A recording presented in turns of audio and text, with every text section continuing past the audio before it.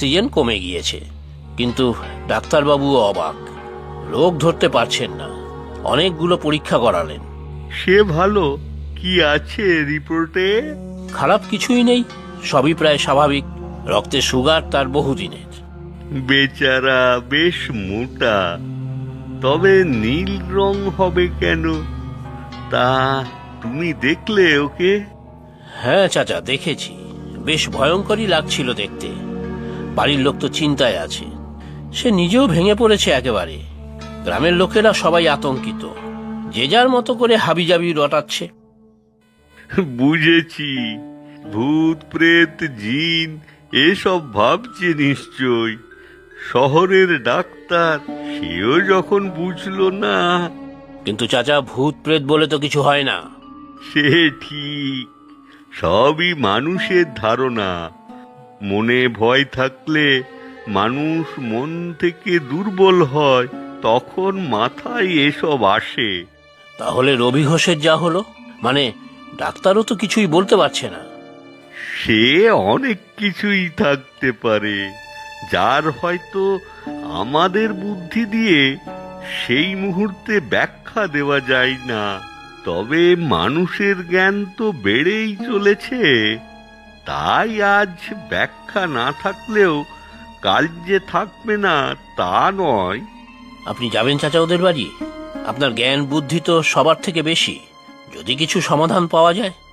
হ্যাঁ, আমার নাম যখন তোমরা সমাধান চাচা দিয়েছ, তখন সমস্যা এলে তার সমাধান না করে যাই কোথায়?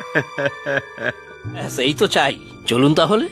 হ্যাঁ, রবি ঘোষের বাড়িতে যাব। তার আগে একবার স্বাস্থ্য কেন্দ্রে চলো, ডাক্তারবাবুর সাথে একটু আলাপ করে নেই। আমার এত বছরের ডাক্তারি জীবনে এরকম তো আগে দেখিনি।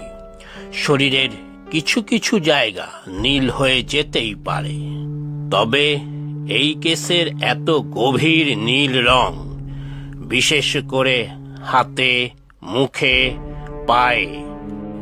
বটে, তা কি মনে হচ্ছে আপনার? জটিল কোনো রোগ? রক্ত ঘটিত কিছু নয়, রিপোর্ট তো ভালো।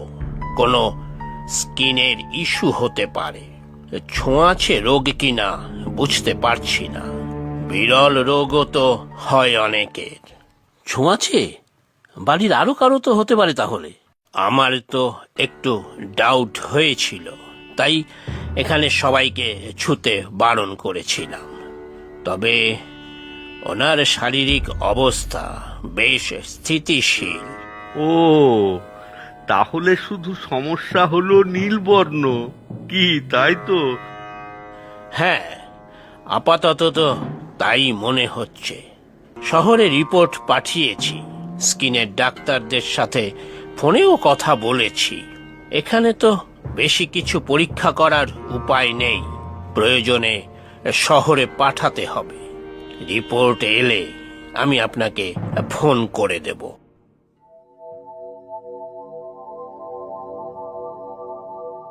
দাঁড়াও, একটু বসি একবার। হাঁপিয়ে যাই বেশি হাঁটলে। কি বুঝলেন চাচা?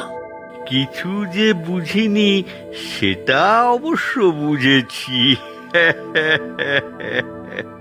আপনি হাসছেন, মানে মন বেশ উৎফুল্ল। তার মানে নিশ্চয়ই কিছু বুঝে গিয়েছেন।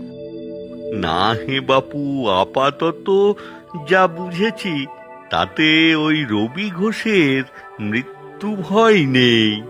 কত রকম রোগই তো হয়, সেটা অবশ্য বার করা ডাক্তারদের কাজ, আমাদের নয়। যদি চাচা বা ছোঁয়াচে রোগ হয়, তাহলে তো বাড়ির সব লোকজন, এমনকি আমাদের গ্রামের সবাই তো ওই রকম নীলবর্ণ হয়ে যাবে। এটা ভেবে দেখো, মন্দ হবে না কিন্তু। গ্রামের নাম হবে নীলপুর, স্টেশনের নাম নীলা, লোকজন সব নীলাভ, মেয়েদের নাম নীলিমা, ছেলেরা নীল